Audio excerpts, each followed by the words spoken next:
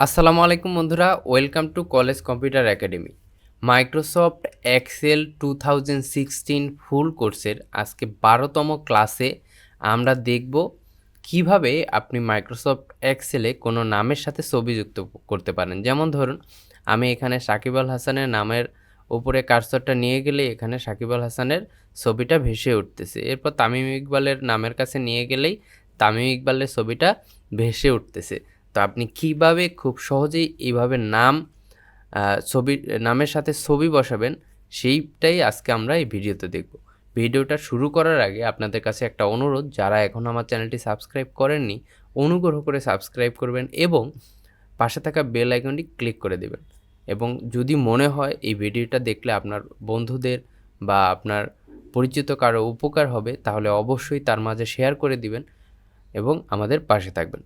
তো দেখুন, এখানে সাকিব আল হাসানের নামের উপরে আমি যখনই কার্সরটা নিই তখন তার ছবিটা এখানে ভেসে উঠতেছে। আবার আমি যখন কার্সরটা এদিকে নিয়ে আসতেছি তখন কিন্তু ছবিটা আসতেছে না। সেম তামিম ইকবালের নামের পাশে যখনই আমি কার্সরটা নিচ্ছি তখনই কিন্তু তামিম ইকবালের ছবিটা ভেসে উঠতেছে, কিন্তু যখনই আমি কার্সরটা নিয়ে আসতেছি তখন কিন্তু আর এই ছবিটা ভেসে উঠতেছে না। তো কিভাবে আপনি বসাবেন আমরা এই 3টা করে দেখাবো, যাতে আপনারা খুব সহজেই বুঝতে পারেন। যেমন মুশফিকুর রাহিমের নামের কাছে যদি আমি কার্সরটা নেই, আমার কিন্তু এখানে তার ছবি ভেসে উঠতেছে না। এজন্য আমরা কি করব, প্রথমে তার এই নামের সেলটা আমরা সিলেক্ট করব।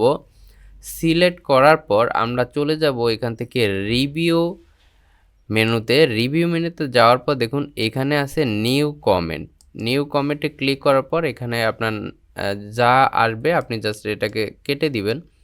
কেটে দেওয়ার পর আপনার অবশ্যই খেয়াল করবেন ভালো করে, এই যে দেখুন এই যে ঘরটা আছে এটার এই নিচে আমরা যখনই কার্সর টানতেছি তখন মুভ টুলের মতো একটা আইকন উঠতেছে, দেখুন তীরের মতো 4টা। এইটা যখনই উঠবে তখন আপনি রাইটে ক্লিক করবেন। এটা ওঠার পর আপনি মাউসের রাইটে ক্লিক করার পর আপনার সামনে এরকম একটি ইন্টারফেস চলে আসবে। এখান থেকে দেখুন নিচে আছে ফরম্যাট কমেন্ট, এইখানে আপনি ক্লিক করবেন। ক্লিক করার পর আপনার সামনে এরকম একটি ডায়লগ বক্স ওপেন হবে। এইখান থেকে আপনি চলে যাবেন কালার্স অ্যান্ড লাইন্সে যাওয়ার পর একটু নিচে আসলে দেখতে পাবেন কালার নামে একটা ফিল আছে। এখান থেকে আপনি এই তীরে ক্লিক করবেন। তীরে ক্লিক করার পর আপনি চলে যাবেন ফিল ইফেক্টসে। এখানে ক্লিক করার পর আপনার সামনে আরও একটি ডায়লগ বক্স ওপেন হবে। এইখান থেকে আপনি চলে যাবেন পিকচারে যাওয়ার পর দেখুন নিচে একটা অপশন আছে সিলেক্ট পিকচার। এখানে ক্লিক করার পর আরও একটি ডায়লগ বক্স ওপেন হবে। এখান থেকে বলবে আপনি পিকচারটা কোথা থেকে নিতে চাচ্ছেন, আপনি কি হচ্ছে ইন্টারনেট থেকে নিতে চাচ্ছেন অথবা ফাইল থেকে নিতে চাচ্ছেন। যেহেতু ছবিটা আমার ফাইলে সেভ করা, আমি এখান থেকে ফরমে ফাইলে ক্লিক করে এখানে ব্রাউজে ক্লিক করব। ক্লিক করলে আমাকে নিয়ে যাবে আমার ফাইলে যেখানে ছবি রাখা আছে। এখান থেকে আমি এখানে মুশফিকুর রাহিমের ছবিটা সিলেক্ট করে জাস্ট ইনসার্টে ক্লিক করলে আমার সামনে আবার ওই ডায়লগ বক্সটায় চলে আসবে। এখান থেকে আমি ওকেতে ক্লিক করব। এরপর প্রথম যেই ডায়লগ বক্সটা এসেছিল ওইখানে ওকেতে ক্লিক করলে আমার কিন্তু ছবিটা এখানে চলে আসবে। এরপর আপনি যদি এটাকে ছোট বড় করতে চান এখান থেকে ড্র্যাগ করে আপনি কিন্তু এটাকে খুব সহজেই ছোট বড় করতে পারেন। এখন দেখুন আমি যখনই কার্সরটা মুশফিকুর রহিমের নামের উপরে নিব তার ছবিটা কিন্তু এখানে ভেসে উঠতেছে। সেমলি আমরা যদি এই দুইটা করতে চাই তাহলে তাসকিন আহমেদের নামের উপর আমরা ক্লিক করব। এরপর আমরা চলে যাব রিভিউ মেনুতে। এরপর নিউ কমেন্টে যাওয়ার পর এখানে যেই কমেন্টটা চলে আসবে এটাকে জাস্ট আমরা কেটে দেব।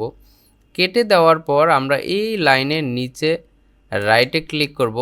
এরপর চলে যাব ফরম্যাট কমেন্টে। এই ডায়লগ বক্স থেকে আমরা যাব কালার্স অ্যান্ড লাইন্সে।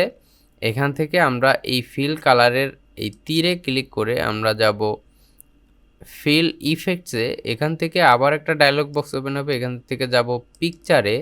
এরপর যাব সিলেক্ট পিকচার।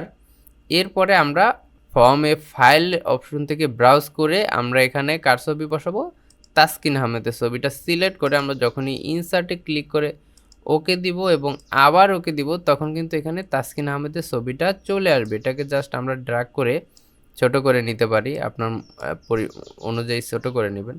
দেখুন এখন আমি তাসকিন আহমেদের নামের উপরে যখনই কার্সরটা নিব তখন কিন্তু তার ছবিটা ভেসে উঠতেছে। সেম আমরা মুস্তাফিজুর রহমানের নামেও করতে পারি। মুস্তাফিজুর রহমান নামটা সিলেক্ট করব, নিউ কমেন্টে যাব, কমেন্টটা আমরা কেটে দেব।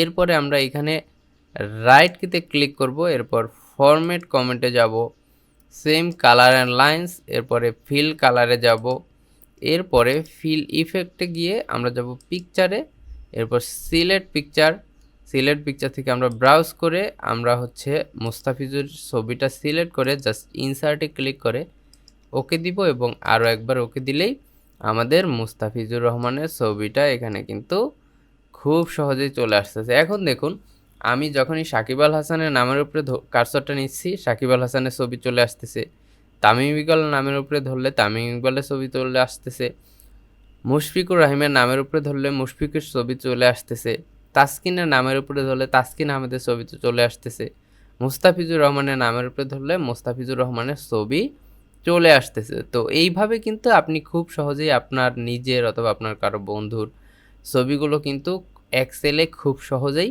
ইনসার্ট করতে পারেন। তো আশা করি বুঝতে পেরেছেন। দেখা হচ্ছে পরবর্তী ভিডিওতে।